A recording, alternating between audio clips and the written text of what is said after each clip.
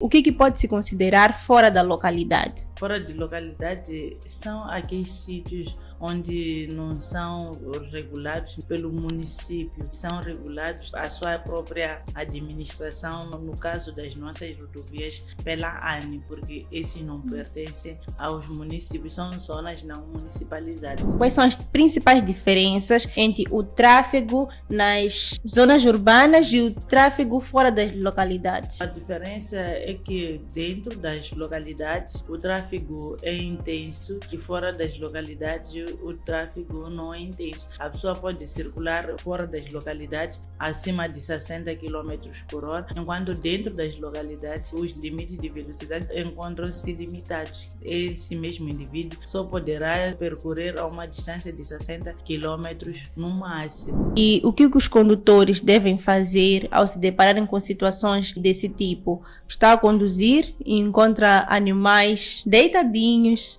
no meio da estrada. O que acontece?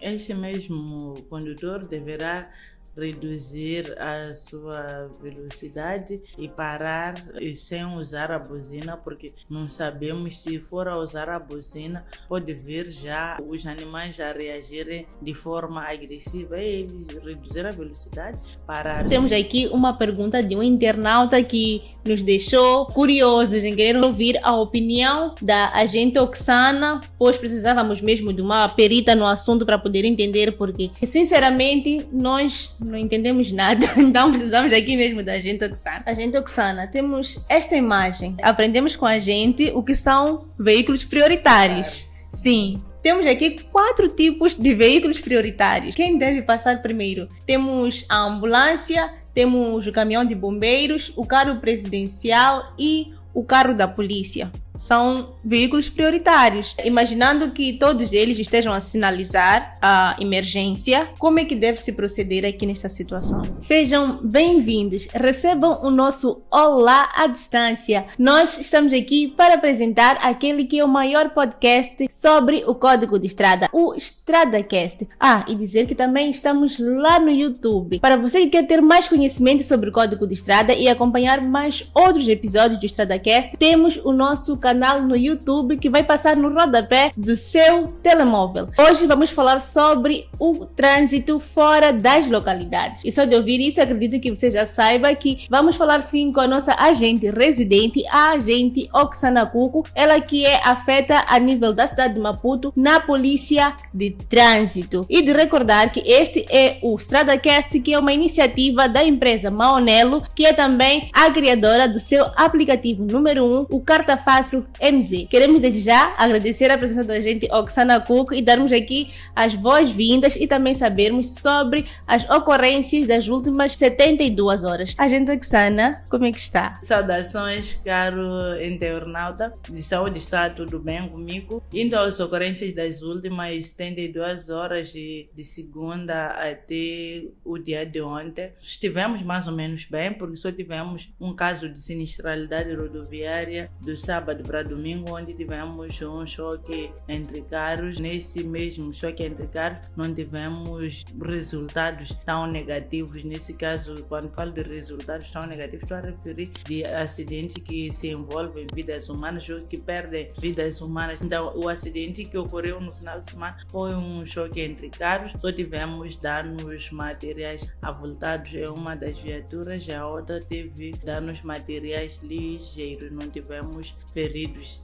ligeiros nem graves. Então, isso foi muito bom durante o final de semana. E durante a segunda, o dia de ontem, terça-feira, também não registramos nenhum caso de sinistralidade rodoviária. Esperamos continuar assim. Esperamos continuar assim. E tendo em conta que estamos a chegar no final do ano, já estamos em novembro, geralmente o final do ano é um período em que acontecem muitos acidentes. Então, é rezar e também exortar a quem está do outro lado da tela a comportar-se assim. Queremos esse tipo de notícia. Sim, é muito bom, é muito positivo quando nós não temos sinistralidade rodoviárias nas nossas vias, porque nota-se que os condutores têm a tendência de captar aquilo que é o ensinamento diário, e também para os peões nota-se que alguns peões conseguem se aperceber de como é que devem se fazer quando estiverem na via pública. Certo. E por falarmos em final de ano, a gente Oxana, muitas pessoas costumam viajar para fora das localidades, não é? Exatamente.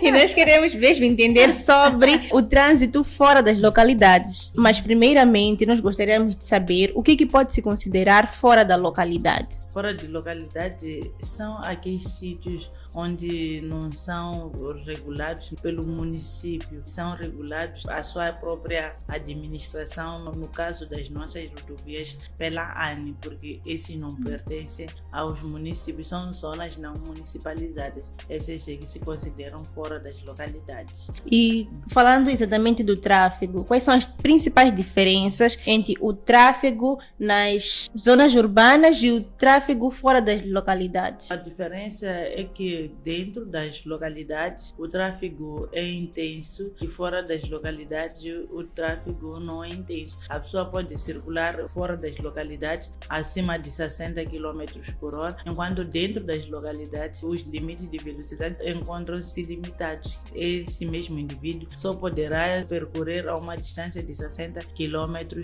no máximo. Certo, e a gente Oxana acabou dando uma introdução à minha próxima questão, que é mesmo sobre os limites de velocidade, mas já fora das localidades. Como é que os limites de velocidade são determinados nessas áreas rurais? Os limites de velocidade fora das localidades são determinados de acordo com o nível do próprio movimento, de acordo também com o nível do próprio pavimento, da própria via, do espaço, se esse espaço tem curvas ou não. Então eles acabarão limitando a velocidade de acordo com as próprias necessidades do exato local, sim, porque eles não vão colocar uma velocidade, por exemplo, acima de 60 num local onde tem curvas e contracurvas. Sempre a velocidade nesses espaços serão reduzidos. Eles vão aumentar a velocidade num espaço onde existe uma linha reta e não seja também uma zona muito movimentada. Então seria certo dizer que os limites de velocidade variam de dentro e fora das localidades. Sim, são diferentes. O internauta pode encontrar no artigo 32 do Código da Estrada, onde fala-se dos limites de velocidade, porque já vem estabelecido dentro e fora das localidades. Então vai poder perceber que dentro das localidades a contravenção é outra e fora das localidades também a mesma contravenção é outra. São duas coisas diferentes. A gente pode nos dizer sobre essas duas multas fora e dentro das localidades? Vou dar um exemplo de dentro das localidades. Para quem exceder de 20 km até 40 km por hora, este vai ser passado uma multa de 2.000 meticais e é uma infração média. A mesma distância percorrida fora das localidades, este mesmo indivíduo de 20 km até 40 vai ser passado uma multa de 4.000 meticais. Fora das localidades de 20 a 40 vai ser sim passado a mesma multa, que são de 2.000 meticais em uma infração média.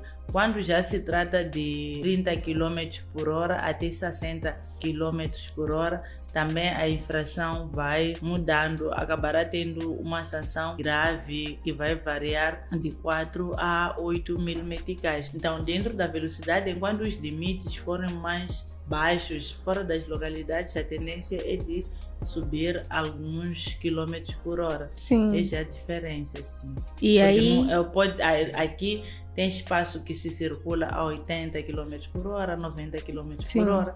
Sim, então essa mesma multa não é, o valor pode vir a coincidir com quem estiver sim, ultrapassado 60 até 70 km por hora. Vai ser a mesma sanção que vai ser aplicada a alguém que terá infringido uma velocidade de 80 a 90 dentro dos 80 a 90 km por hora. E aí eu ouvi uma multa muito interessante que é de 8.000 meticais.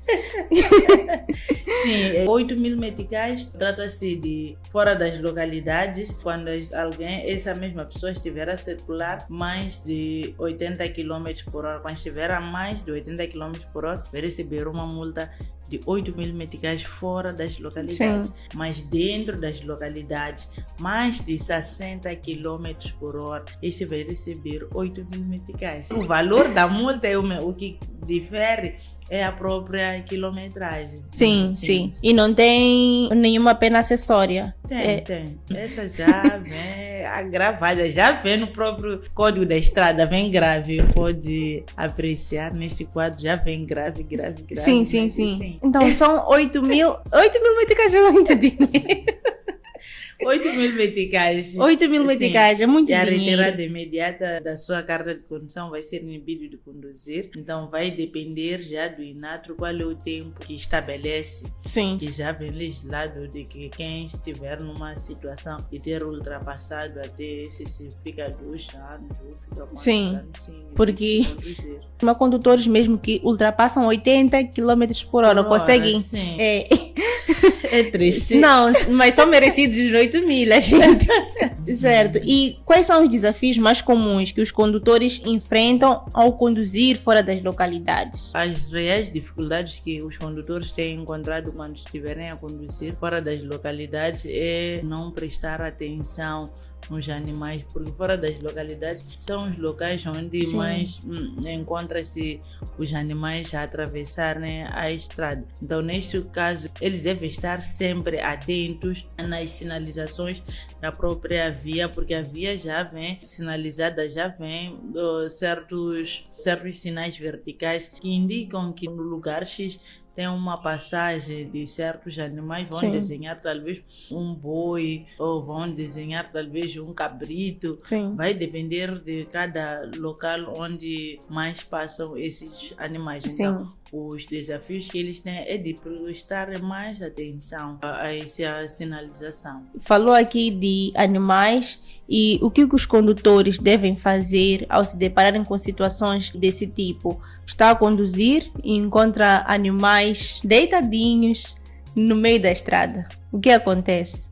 Este mesmo condutor deverá reduzir a sua velocidade e parar sem usar a buzina, porque não sabemos se for a usar a buzina pode ver já os animais a reagirem de forma agressiva. E eles reduzir a velocidade, parar. Se esses mesmos animais tiverem um guia, aquele guião deles sempre vai poder aparecer e vai tirar os animais da via. Ou um dos animais, quando for a se aperceber da existência de uma viatura, vai levantar, vai começar a seguir, os outros também vão poder seguir. Agora, caso os animais sejam folgados demais e queiram permanecer ali, é só esperar até... Os animais vão sair sempre. Sim, vão sair. Respeitemos os animais. Não levam muito tempo. Sim. Porque também vai ser-lhe difícil ter que ir atropelar um animal. Sim. A melhor coisa é reduzir a velocidade sem buzinar. Vamos colocar um exemplo de ser uma zona que às vezes atravessam leões, elefantes. Para quem, por exemplo, para quem vai a Ponta Douro, temos a nossa reserva lá. Então, é necessário mesmo não buzinar, porque não sabe se for a buzinar, qual vai ser a reação desse mesmo exatamente. animal. Então, a melhor coisa é ser mais paciente. Sim, porque quando encontra, por exemplo, quando estamos, por exemplo, a ir a Gaza, nós podemos encontrar bois e alguns outros animais, cabritos, o que tem mais também. Exato. Sim. É fácil aí, até se o condutor tiver uma coragem de descer. Agora falou de Ponta Douro, quero ver um condutor a descer para tirar um leão. Aí como? Não há como, aí tem que esperar. Aí ele vai entender que tem que esperar. Não pode buzinar, porque se buzinar não sabemos qual vai ser a reação. Quando buzina, a reação já é agressiva. Este está-me a provocar. Então eu também deixo eu ir atacar. Nessa parte dos leões, a gente, eles já sabem que não podem buzinar. Já sabem que não podem buzinar. Sim. E imaginando mesmo esse tipo de viagem fora das localidades, durante a condução nós nos deparamos com vários outros tipos de veículos, como é o caso de caminhões de grande porte ou aqueles que têm carga perigosa. Como é que o condutor deve se comportar ao se deparar com esse tipo de veículos? Uma viatura ligeira, nesse caso, ao encontrar uma viatura pesada de mercadorias que esteja a transportar cargas perigosas, primeiro porque não pode colar tanto essa mesma viatura. Ele deve guardar distância entre essas mesmas duas viaturas. Então, se for a chegar também o tempo de poder fazer a ultrapassagem, deve saber em que local esse mesmo veículo poderá fazer essa viatura ligeira poderá fazer a sua ultrapassagem para ultrapassar este que está a transportar cargas perigosas. Devemos ter muito cuidado, já se sabe que são cargas perigosas, então temos que respeitar essas cargas perigosas. Sim, o nome já diz. Já diz. E como é que as normas de segurança em relação a ciclistas e pedestres se aplicam fora das localidades? Os ciclistas devem sempre prestar atenção ou devem circular muito mais no local oposto ao das viaturas, para eles poderem visualizar o que vem pela sua frente. Por se eles estiverem a circular na mesma posição que as outras viaturas, estarem no mesmo sentido, este mesmo não vai poder se aperceber das viaturas que vêm pela sua retaguarda, porque a intenção ali é do pedalar, não é de estar todo momento atento no espelho, não.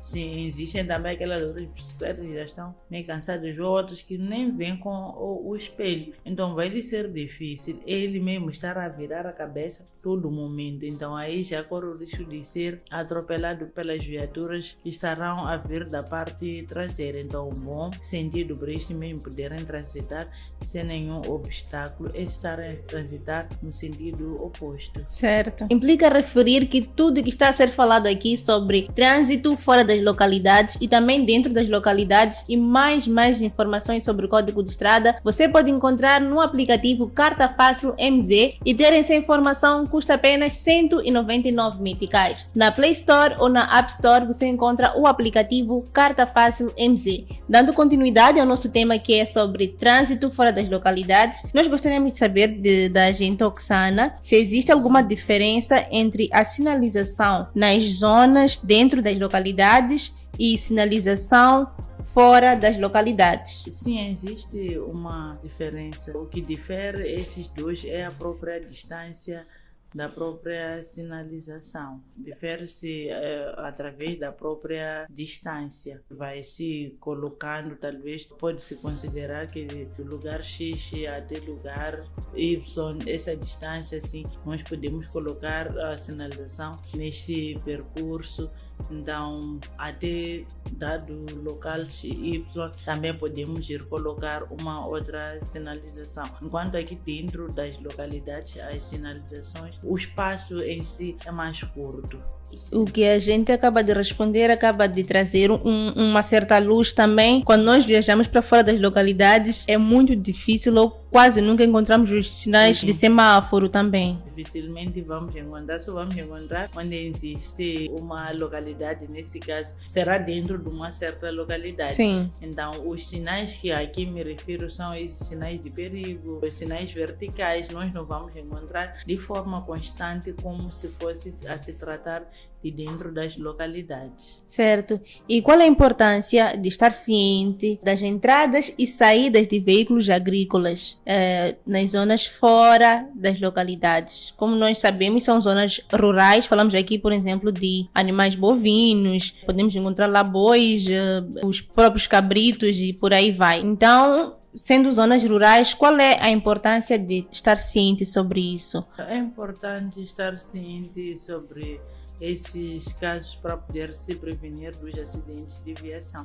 Porque para quem não estiver ciente de que nessa zona passam, por exemplo, tratores agrícolas ou passam certos animais, é fácil esse mesmo indivíduo se envolver em acidentes de viação. A gente falou aqui de acidentes de viação, ter noção de saída e entrada de veículos agrícolas nos ajuda a evitar acidentes de viação. E quais são os benefícios da condução defensiva nesse tipo de locais que são fora das localidades? Sim. Os benefícios é não se envolver em acidentes de viação e garantir sempre a segurança de todos que estejam a circular ou das pessoas que estarão também a serem transportadas por si mesmos. Falamos aqui de condução defensiva, se calhar a quem lá em casa não saiba o que é condução defensiva, a gente poderia nos dar só uma recapitulação do que seja a condução defensiva. A condução defensiva é aquela condução que nós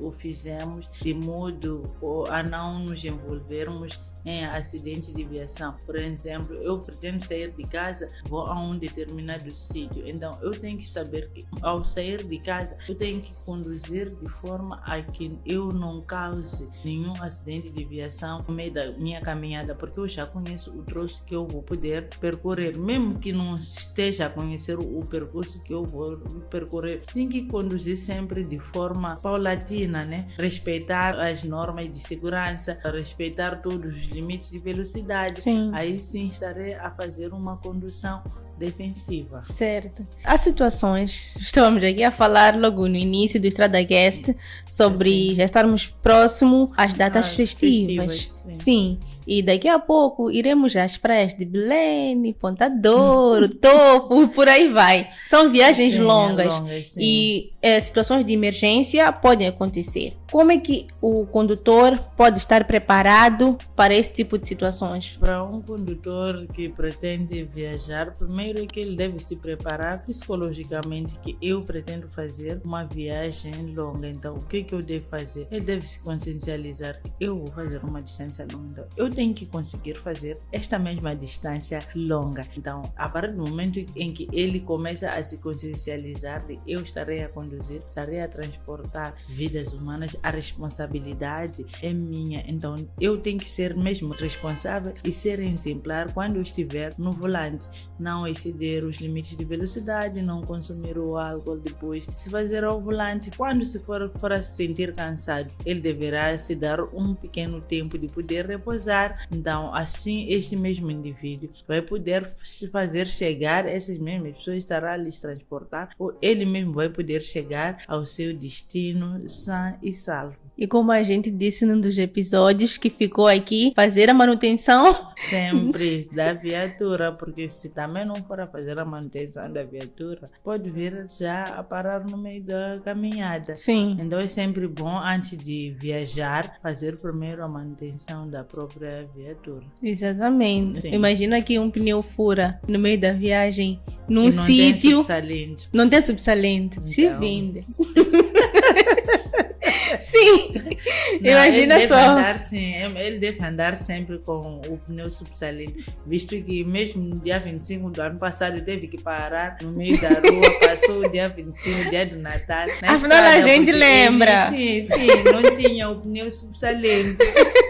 Já aprendeu a lição, mas não, ele já aprendeu a lição. Já aprendeu, já não anda mais subsalente. Assim que é. Esperamos que o internauta lá em casa, quem está nos vendo do lado de casa, também tenha aprendido. Sim, tenha aprendido. E como é que é feita a fiscalização fora das localidades? A fiscalização fora das localidades é feita através dos próprios triângulos ou do local, né? Dependendo do local, onde tem uma boa visibilidade. Sim. Então, por exemplo, os agentes, se pretendem irem fazer uma certa fiscalização fora das localidades, eles terão que colocar os triângulos na via pública para dar a entender os condutores que no sítio X existe lá uma fiscalização. Sim, então Sim. É através dos triângulos que é feita a própria fiscalização. Sim. Porque mesmo dentro das localidades, usa-se os triângulos para poder fazer perceber os condutores. Certo. Estatisticamente falando, onde é que tem um número maior de infrações? Dentro ou fora das localidades? Dentro das localidades. Dentro das localidades. Claro, Essa sim. pergunta foi mesmo para provocar. Dentro das localidades é onde se comete mais infrações. Só de sairmos daqui, irmos parar uns 5 minutos ou 3 minutos ali na rotunda, vamos ver várias infrações. Ultrapassagens mal feitas. Ultrapassagens mal feitas, entrar na rotunda sem que tenha verificado. Sim, então são muitas infrações que dentro da cidade, das localidades, são cometidas. Sim. Sim. E agora uma pergunta mesmo, direcionada mesmo por causa daqueles que estão na escola de condução ou pretendem entrar na escola de condução. Qual é a importância deste grupo, dos que estão para entrar e também quem está na escola de condução, saber sobre este tema, que é o trânsito fora das localidades? É muito importante saber sobre o trânsito fora das localidades, porque este mesmo indivíduo, a partir do momento em que vai estar já na escola de condução, vai saber que fora das localidades eu tenho que me comportar desta maneira. E estando também dentro das localidades, o comportamento deve ser o outro. Tem que prestar mais atenção na condução quando estiver dentro das localidades. Não porque quando estiver fora das localidades também não pode prestar atenção. O nível já de concentração não chega a ser o mesmo que estar dentro das localidades. Dentro das localidades, já dizíamos logo no início que o trânsito é intenso, enquanto que fora das localidades o trânsito não é intenso. Nós sim sabemos que podemos chegar numa certa zona onde vamos encontrar uma placa que indica que aqui há passagem de animais ou neste local existe uma escola nas proximidades. Nós já sabemos que se encontrarmos essas placas fora das localidades, devemos reduzir a velocidade, se possível devemos parar. Se é que existem peões que pretendem atravessar a estrada, nós devemos parar, deixarmos esses mesmos peões atravessarem a estrada de forma segura. Então deve ser o mesmo comportamento que deverá estar a implementar quando estiver dentro das localidades. Reduzir sempre a velocidade é muito bom, e já temos um slogan de dentro das localidades, nas proximidades das escolas, a velocidade máxima que deve se circular é de 30 km por hora. Apesar dos condutores não estarem a cumprir, mas já sabem que nas proximidades das escolas, esses mesmos devem circular a 30 km por hora. Sim, porque temos que ter a atenção com os alunos, muitas vezes são crianças, certo? Então essas placas muito mais existem em frente das escolas primárias. Temos a unidade 10, já tem essa mesma sinalização, a unidade 18 tem esta mesma sinalização. Apesar dos condutores não estarem a respeitar, mas a sinalização está lá. Então, para quem ainda pretende entrar na escola de condução, é melhor chegar, aprender na escola de condução e chegar fora já implementar aquilo que terá aprendido. Exatamente. Sim. Bom, ficou aqui o conselho da agente Oxana, quem está para entrar na escola de condução. Aliás, não só quem está para entrar, mas também quem já está e quem também está para sair da escola de condução. Aprendeu, tem que implementar quando chegar já na via pública. O nosso StradaCast está mesmo quase no fim, mas nós temos aqui uma pergunta de um internauta que nos deixou curiosos em querer ouvir a opinião da agente Oxana, pois precisávamos mesmo de uma perita no assunto para poder entender, porque sinceramente nós não entendemos nada, então precisamos aqui mesmo da agente Oxana. Agente Oxana, temos esta imagem, aprendemos com a gente o que são veículos prioritários. Sim. Temos aqui 4 tipos de veículos prioritários. Quem deve passar primeiro? Temos a ambulância, temos o caminhão de bombeiros, o carro presidencial e o carro da polícia. São veículos prioritários. Imaginando que todos eles estejam a sinalizar a emergência, como é que deve se proceder aqui nesta situação? Nesta situação deste cruzamento, onde são 4 viaturas, as 4 são prioritárias, primeiro deverá passar o carro da escolta presidencial. Este carro amarelo, carro presidencial, é que terá que passar em primeiro lugar. Certo. Em segundo lugar, terá que passar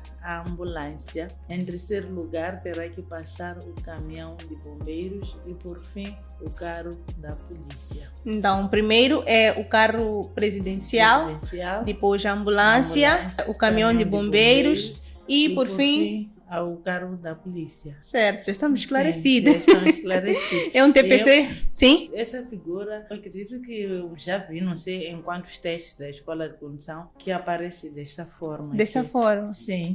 Então, acredito que o internauta lá em casa pode ter visto num dos testes. Sim. E não soube como é que pode responder, ou ainda viu, mas ainda não foi dado. Então pode vir a ter como, talvez no dia do exame, pode vir a sair, sim. É uma armadilha. Sair, sim, é uma armadilha, mas já aprenderam. Acredito que ninguém vai errar mais. Exatamente, já aprenderam. O Estado aquece, na verdade, é mesmo para isso. É para isso. Era um TPC que nos deixaram um internauta e ficamos confusos exatamente por essa questão de serem todos veículos prioritários. Então, ficamos confusos.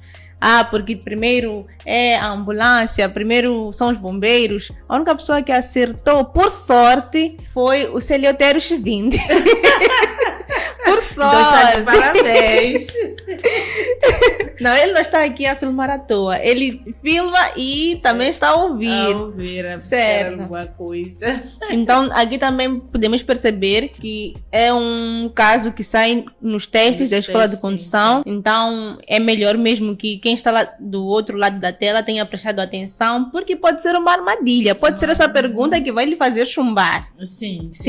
Muitas das vezes, quando as pessoas encontram essa situação, ou às vezes alguém pode dizer que é a ambulância primeiro, porque a ambulância está transitando em situações de urgência, por pode estar a socorrer alguém. Outros começam a dizer que pode ser talvez o carro dos bombeiros, que também está a circular em missão, está a talvez debelar um certo incêndio. É a viatura de polícia que deve passar em primeiro lugar, porque talvez já há uma certa manifestação lá em frente, então eles devem resolver a situação. É uma confusão. É o carro presidencial que deve passar. Então já sabemos, já está decorado aqui na cabeça: carro presidencial, ambulância, bombeiros e por fim a polícia. Sim. Certo. Queremos agradecer a gente Oxana. É só ver também de forma como andam quando estão a fazer a escolta do próprio presidente da República. Sim.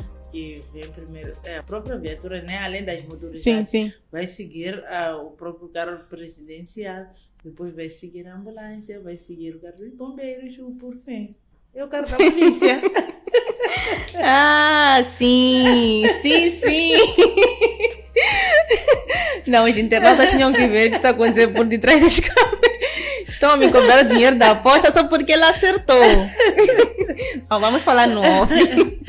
A gente, Oxana, nós queremos agradecer a sua presença aqui. Foi de grande valia, como sempre. E também tivemos um aprendizado bônus, que é aqui a situação da questão da prioridade no cruzamento, nos veículos prioritários. Sim.